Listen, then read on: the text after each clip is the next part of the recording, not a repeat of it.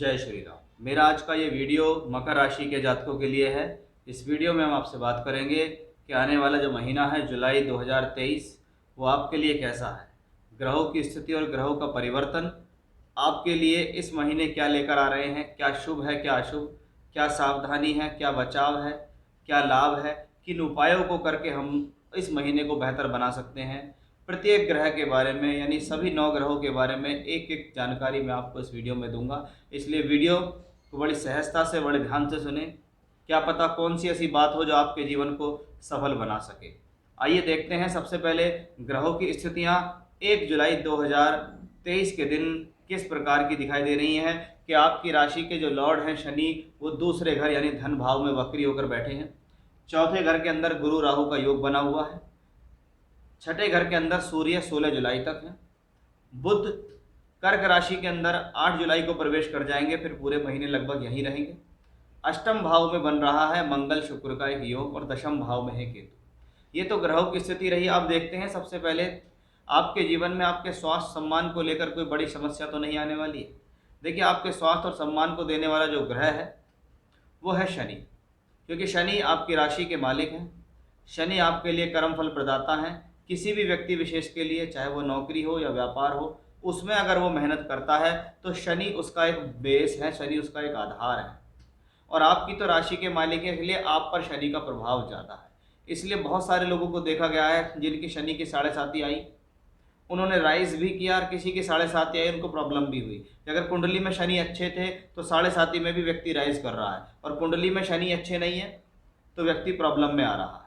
वहीं दूसरी तरफ शनि को कर्मों का लेखा जोखा कहा जाता है। इसलिए अगर आज आप सोचते हैं कि मैंने कोई खराब कर्म कर दिया, मैंने किसी के साथ चीटिंग कर ली, मुझे किसी ने नहीं देखा, तो इसका नोट, कहते हैं ना कि लिख, आपका खाता भाई ऊपर वाले के पास है, वो सब नोट करके रखता है कि जब 7.5 या ढैया आएगी आपसे वो सूद समेत वसूला जाएगा। और आप ये सोचेंगे पता नहीं क्या बात है, मेरी 7.5 जब सही है मुझे प्रॉब्लम हो रही है। तो शनि का काम ही कर्मफल प्रदाता, इसको ऐसे ही कहा जाता है। अब 7.5 के थर्ड फेज में आप चल रहे हैं। शनि धन भाव में बैठा है। धन भाव से बैठकर दूसरे धन भाव यानी एकादश भाव पर उसकी दृष्टि है। इसका मतलब है शनि का ये ट्रांजिट जो वक्री हुआ है सेकंड हाउस में, ये धन के लिए ठीक है। आपकी परिस्थिति कैसी भी है, आप कितने रुपए की भी नौकरी करते हैं और आप कितने व्यापार में पैसे कमाते हैं, लेकिन ये फ्लो उन दोनों लोगों के लिए है कि हाँ, आपको धन के आगमन ये ग्रह बनाकर देता रहेगा। इसको कहते हैं सोर्स ऑफ इनकम का कॉम्बिनेशन, कि ये प्लेनेट आपको खाली नहीं बैठने देगा, ये धन के साधन बना के देगा। इस पर निर्भर यही करता है कि व्यक्ति कितने रुपए का काम कर रहा है। कोई 20,000 रुपये की नौकरी कर रहा है, वो नौकरी करता रहेगा। कोई 2 लाख रुपए महीना कमाता है, कोई 20 लाख रुपए महीना कमाता है, किसका हजारों करोड़ रुपए का व्यापार है, तो उसको उसी के हिसाब से लाभ है। लेकिन लाभ निरंतर है, क्योंकि शनि यहाँ से बैठकर सेकंड हाउस से बैठकर 11th को भी देखता है, यानी पैसे का जुड़ाव और पैसे का आना शनि पे निर्भर करता है। अब एकादश भाव से भी हम धन देखते हैं। अब धन का मालिक मंगल है, वो 8वें घर में बैठकर यहाँ देखता है।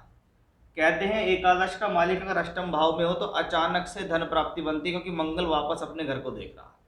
ये इसमें सिर्फ मंगल के लिए ही नियम है, क्योंकि मंगल ही अष्टम से बैठकर वापस चौथी दृष्टि से एकादश भाव को देख सकता है। इसलिए यदि किसी की कुंडली में या गोचर में मंगल ग्रह यहाँ का मालिक होकर और यहाँ पर बैठ जाए, तो सिर्फ मंगल ही वो ग्रह है जो अपने घर को वापस देख सकता है, और मंगल ही वो ग्रह यहाँ से बैठ के 2 धन भावों को कवर करता है।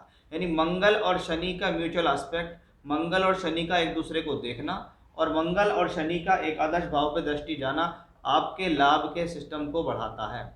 ये स्थिति प्रमोशन दायक है, ये स्थिति नौकरी देने वाली है, ये स्थिति तरक्की देने वाली है। वो लोग जो जीवन में ये कहते हैं कि मुझे अच्छा लाभ चाहिए, मेरा प्रमोशन ड्यू है, मेरा प्रमोशन हो जाए, मेरा पैसा अटका हुआ है, मेरा धन फंसा हुआ है, वो मुझे पैसा वापस नहीं दे रहा है, तो फंसा हुआ धन, रुका हुआ पैसा भी इस दौरान मिलने की अच्छी खासी संभावनाएं रहती हैं। स्वास्थ्य सम्मान के दृष्टिकोण से ये समय बेहतर है। साथ ही साथ धन के योग के हिसाब से देखें तो ये महीना आपके लिए काफ़ी किफ़ायती साबित होता दिखाई दे रहा है, क्योंकि मंगल और शनि का एक दूसरे को देखना और धन भाव से संबंध बनाना लगातार धन के आगमन देता है, और वही चीज़ आपके लिए अपने आप में बेहतर दिखाई देती है। यानी सबसे पहली जरूरी चीज़ जो हर व्यक्ति विशेष के लिए ज़रूरी है, दैनिक जीवन में ज़रूरी है, वो है पैसा। अगर पैसा आएगा, अगर धन आएगा तो बहुत सारी प्रॉब्लम्स आपकी सॉल्व होती दिखाई देंगी। तो ये एक अच्छा कॉम्बिनेशन हमें यहाँ से दिखाई दिया है। मंगल के साथ शुक्र की युति भी है, ये एक राजयोग है कि मंगल आपके लिए चौथे घर, केंद्र का और लाभ का मालिक है, और योग कारक शुक्र के साथ बैठा है। यानी राजयोग कहाँ बनता है? अष्टम में। आठवें घर में अगर राजयोग होता तो वो कहता है राजयोगकारी स्थिति तब पैदा होंगी जब आपके एफर्ट्स ज्यादा होंगे। अगर केंद्र त्रिकोण में ग्रह राजयोग बनाता तो व्यक्ति को बहुत बार उतनी मेहनत नहीं करनी पड़ती जितना उसको लाभ मिल जाता है। कभी कभी उम्मीद से भी ज्यादा ऐसे लोगों को लाभ मिल जाता है। लेकिन जब वही राजयोग 6, 8, 12 में बनता है तो वो राजयोग कहता है कि जब तक आपको मेहनत नहीं करा दूंगा तब तक रिजल्ट नहीं दूंगा। अब मंगल शुक्र की युति 8वें घर में बनती है, इसका मतलब है ये जो कॉम्बिनेशन है आपके लिए सुख साधन में वृद्धि करेगा, लाभ देगा, लेकिन उसके लिए थोड़ी सी मेहनत ज्यादा कराएगा। अब लाभ का मालिक हो गया है मंगल, वो अपने आप में बेहतर है। पंचम भाव जो कि विद्या, बुद्धि और शिक्षा के लिए जाना जाता है, उसका मालिक अष्टम भाव में गेन के मालिक, लाभ के मालिक के साथ है। यानी पंचम और एकादश का एक धन योग बनता है, उस पर शनि की दृष्टि है। तो बहुत बार अचानक से बड़ा लाभ मिलना भी ऐसे समय में देखा जाता है। ये मैं गोचर की कहानी बता रहा हूँ, इस बात के लिए आप बहुत ध्यान विशेष रखिएगा कि कमेंट करने से पहले वीडियो जरूर पूरा देखें कि मेरा कुछ नहीं हो रहा, मेरा ऐसा नहीं हो रहा, मेरा वैसा नहीं हो रहा। 50 ज्योतिषियों की वीडियो देखते रहेंगे उधर उधर, लेकिन किसी ज्योतिषी को अपनी कुंडली नहीं दिखाते हैं, क्योंकि कुंडली दिखाने में लगता है चार्ज। वैसे दुनिया भर के अनाप शनाप पैसा खर्च करेंगे, लेकिन किसी अच्छे ज्योतिषी से मिलकर कुंडली नहीं दिखाएंगे।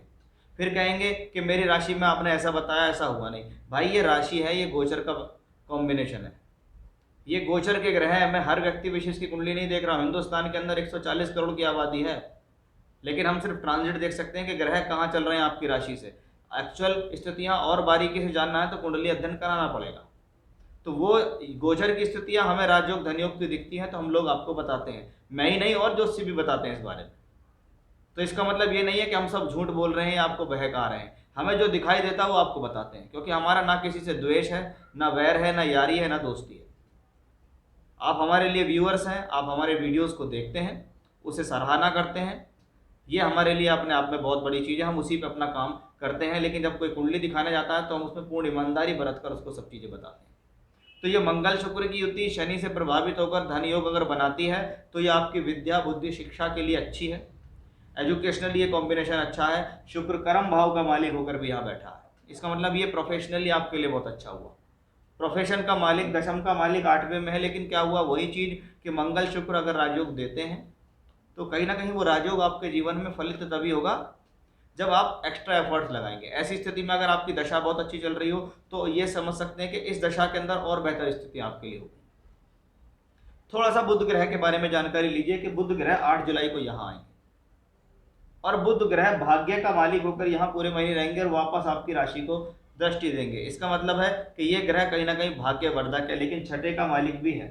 तो थोड़ा सा अपनी हेल्थ का भी आपको ध्यान रखना है। शरीर से काम लेना जरूरी है, मेहनत करनी जरूरी है, लेकिन उस पर पूर्ण ध्यान देना भी आपके लिए जरूरी है। तो वो एक अच्छी स्थिति, बेहतर स्थिति हमें यहाँ बुध की वजह से दिखती है। बुध भाग्यश होने के नाते केंद्र में बैठकर आपको अच्छा फल देने में सक्षम है।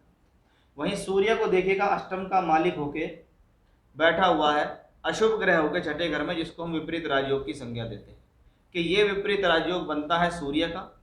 और ये सूर्य ग्रह जब तक यहाँ रहेंगे तब तक बेहतर है। इसको ध्यान से समझिए कि अष्टमेश जब तक छठे घर में रहेगा तब तक अच्छा है। 16 जुलाई के बाद यही अष्टम का मालिक यहाँ पहुँच जाएगा, छठे का मालिक भी यहाँ, अष्टम का मालिक भी यहाँ। तो क्या है, थोड़ा सा अपने व्यवहार में नरमी रखनी है, अपने जीवन साथी को सहयोग देना है। अदरवाइज जीवन साथी के साथ मतभेद होकर किसी न किसी प्रकार का तनाव उत्पन्न हो सकता है। ये कब हो सकता है? 16 जुलाई के बाद। तो उस चीज़ को थोड़ा सा यहाँ मेंटेन करके आपको रखना है कि नव सप्तम भाव में षष्टेश और अष्टमेश की युति, सूर्य बुध की युति बनती है, तो ये वैवाहिक संबंधों के लिए अच्छी नहीं मानी जाती। इस दौरान विवाह का प्रयास यदि होता है तो वो विवाह का प्रयास सफल नहीं हो पाता, यानी इस दौरान रिश्ता नहीं हो पाता, हम इसे ऐसे कहते हैं। बाकी एजुकेशनली, प्रोफेशनली, धन के हिसाब से, स्वास्थ्य के हिसाब से, सम्मान के हिसाब से ये महीना अपने आप में कुछ बेहतर स्थिति को दिखाता है।